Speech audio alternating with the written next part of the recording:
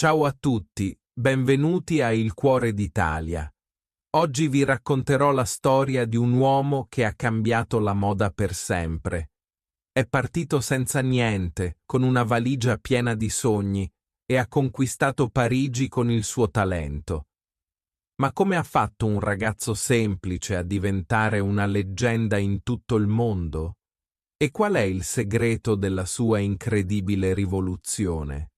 Questa è la storia di Pierre Cardin, l'italiano che ha disegnato il futuro.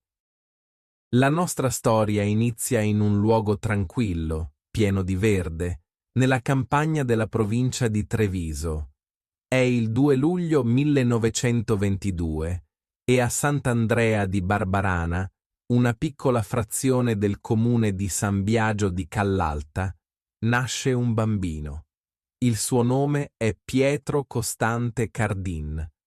La sua famiglia è numerosa e umile. I genitori sono agricoltori che lavorano la terra con fatica dall'alba al tramonto per crescere i loro figli. Ma in quel momento la situazione intorno a loro sta cambiando. Sono anni difficili per l'Italia. La prima guerra mondiale è finita da poco, lasciando cicatrici profonde, e il paese sta attraversando un periodo di grande povertà e incertezza politica. Le famiglie contadine del Veneto faticano a mettere il pane in tavola, e il futuro sembra grigio come la nebbia che avvolge i campi d'inverno. I genitori di Pietro capiscono presto che, per garantire una vita migliore ai loro figli, devono prendere una decisione dolorosa ma necessaria: lasciare la loro amata terra. Quando Pietro ha solo 2 anni, nel 1924, la famiglia Cardin carica le poche cose che possiede su un carro e parte per la Francia. È un viaggio della speranza, simile a quello di tanti altri emigranti italiani di quel tempo che cercano fortuna altrove. Si stabiliscono a Saint-Étienne, una città industriale nella regione della Loira. Qui la vita non è facile. Sono stranieri, devono imparare una nuova lingua e integrarsi in una cultura diversa. Il piccolo Pietro diventa presto Pierre. Il suo nome cambia, ma il suo cuore resta legato ai valori che i genitori gli trasmettono ogni giorno: l'onestà, il rispetto per il lavoro e la determinazione a non arrendersi mai. Pierre cresce osservando il mondo con occhi curiosi.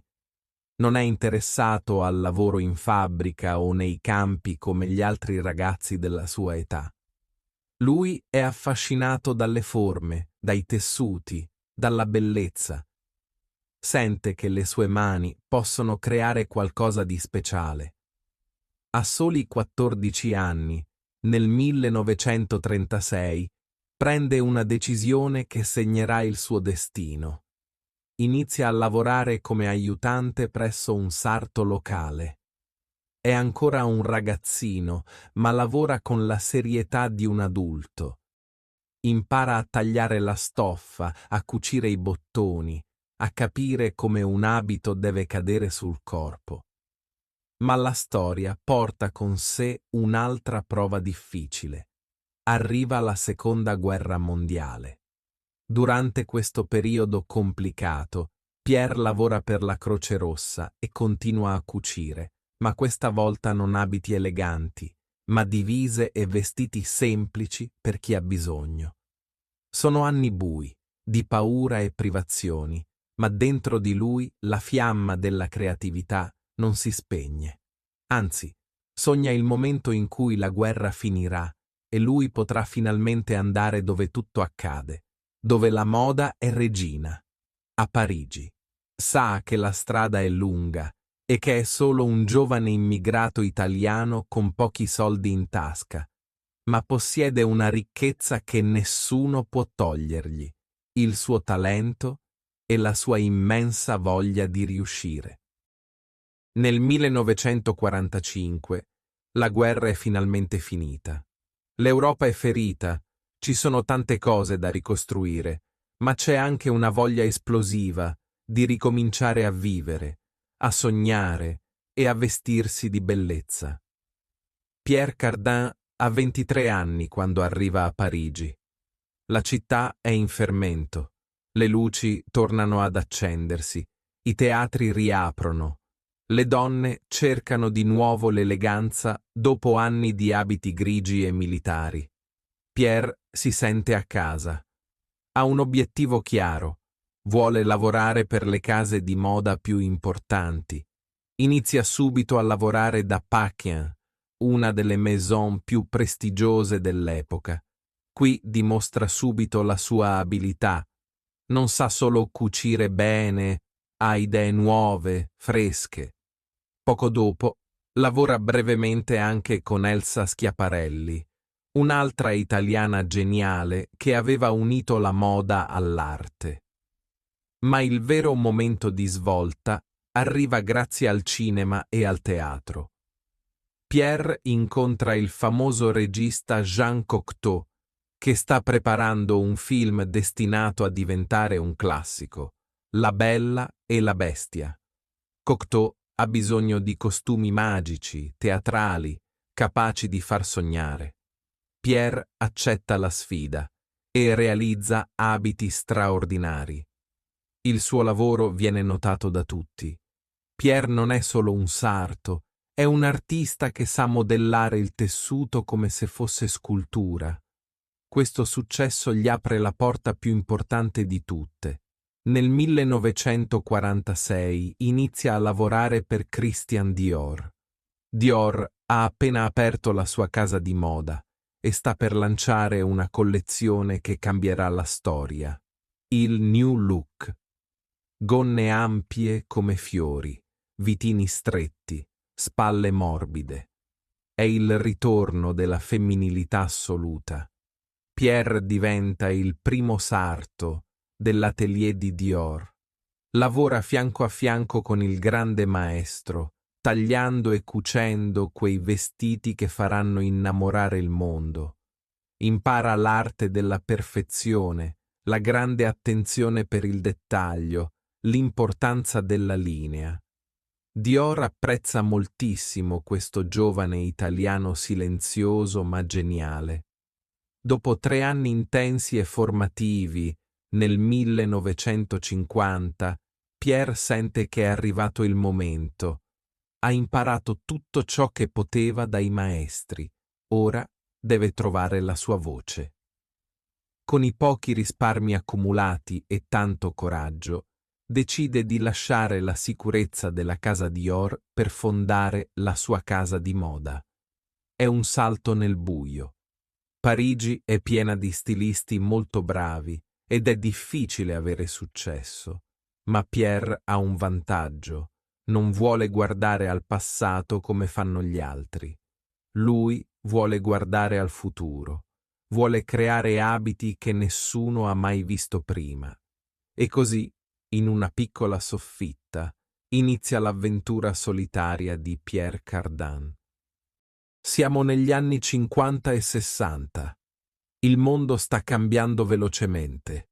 La tecnologia avanza, l'economia cresce e l'uomo inizia a guardare verso le stelle con il sogno di andare sulla Luna. Pierre Cardin capisce prima di tutti che la moda non può restare ferma agli abiti romantici del passato. La donna moderna lavora, viaggia, guida l'automobile. Ha bisogno di libertà, ma anche di sentirsi parte di questo nuovo mondo dinamico. Nel 1954, Cardin presenta il Bubble Dress, l'abito a bolla. È una grande sorpresa per il pubblico. L'abito non segue le linee del corpo in modo tradizionale. Crea una forma sferica, quasi architettonica. È divertente, giovane, diverso. È il primo segnale che Pierre Cardin non segue le regole, le inventa. Ma la vera rivoluzione arriva nel 1959. Fino a quel momento, L'alta moda era un privilegio per pochissime donne ricche. I vestiti erano pezzi unici, costosissimi, fatti su misura nei salotti privati. Cardan fa qualcosa di impensabile. Crea una collezione di lusso, ma destinata alla vendita nei grandi magazzini Printemps. Nasce il prêt-à-porter, moda pronta da indossare. È uno scandalo enorme. Gli altri stilisti dell'alta moda parigina sono furiosi. Lo accusano di aver tradito l'eleganza, di aver abbassato il livello dell'arte. Viene addirittura espulso temporaneamente dalla Chambre syndicale, l'organo che governa la moda francese. Ma a Pierre non importa. Lui risponde con fermezza: perché devo vestire solo le duchesse? Io voglio vestire la strada, voglio vestire tutti. Il tempo gli darà ragione. In pochi anni tutti gli stilisti seguiranno il suo esempio, ma lui è stato il primo a capire che la moda doveva essere democratica. Ma la sua visione non si ferma qui. Negli anni 60 la sua creatività esplode con lo stile Space Age, era spaziale. Ispirato dalle missioni spaziali e dai satelliti, Cardan disegna il futuro. Usa materiali nuovi che nessuno aveva mai pensato di usare per i vestiti: vinile, plastica, metallo. Crea abiti corti con forme geometriche, cerchi, triangoli, rettangoli. Disegna cappelli che sembrano caschi da astronauta, occhiali enormi come maschere, stivali piatti per camminare veloci. I suoi abiti sono per uomini e donne, colorati, audaci. Non sono vestiti per andare a un ballo di gala dell'Ottocento, sono vestiti per vivere nel domani. La sua moda piace ai giovani, agli artisti, ai ribelli. Vestire Pierre Cardin significa dire al mondo: io sono moderno, io guardo avanti. Diventa famoso non solo in Francia, ma in Giappone, in Cina, negli Stati Uniti. Il ragazzo veneto che cuciva in silenzio ora è un'icona globale. Ha trasformato il tessuto in scultura e la moda in un messaggio di progresso. Dagli anni 70 in poi, Pierre Cardin non è più solo uno stilista, diventa un marchio, un impero. Capisce che il suo nome ha un valore immenso e inizia a metterlo su tutto, non solo sui vestiti. È il pioniere delle licenze. Disegna mobili, profumi, occhiali, orologi, persino automobili e aerei privati. Il logo Pierre Cardin si trova ovunque nel mondo, su centinaia di prodotti diversi. Alcuni critici dicono che ha esagerato, che ha messo il suo nome su troppe cose. Ma per lui è un'altra forma di libertà. Vuole che il suo gusto estetico entri nella vita quotidiana delle persone, in ogni momento della giornata. Nonostante sia diventato l'uomo più potente della moda francese, Pierre non dimentica mai le sue radici italiane. Il legame con il Veneto resta forte, dolce e nostalgico. Parla ancora il dialetto veneto con i suoi parenti e fa un gesto d'amore bellissimo verso la sua terra d'origine. Acquista a Venezia un palazzo storico, Ca' Bragadin. Si racconta che in quel palazzo avesse vissuto Giacomo Casanova. Per Pierre, Venezia è la città dei sogni, l'unica che può competere con Parigi in bellezza. Torna spesso in Italia, riceve premi. Viene celebrato come l'italiano che ha insegnato la modernità ai francesi. Si sente un cittadino del mondo, ma con il cuore che batte ancora al ritmo della campagna trevigiana. Lavora instancabilmente fino alla fine, disegnando ogni giorno, controllando ogni dettaglio del suo immenso impero. Dopo una vita intera dedicata alla bellezza, arriva l'ultimo capitolo. Il 29 dicembre 2020, all'età straordinaria di 98 anni, Pierre Cardin si spegne a Neuilly-sur-Seine, vicino a Parigi. Se ne va un gigante, l'ultimo dei grandi sarti del Novecento. Lascia un'eredità che vediamo ancora oggi nelle sfilate, portando l'eleganza e il cuore dell'Italia nel mondo intero. Così finisce la nostra storia di oggi.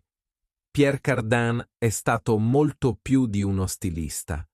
È stato un pioniere che ha abbattuto i muri tra l'alta moda e la gente comune, tra il presente e il futuro.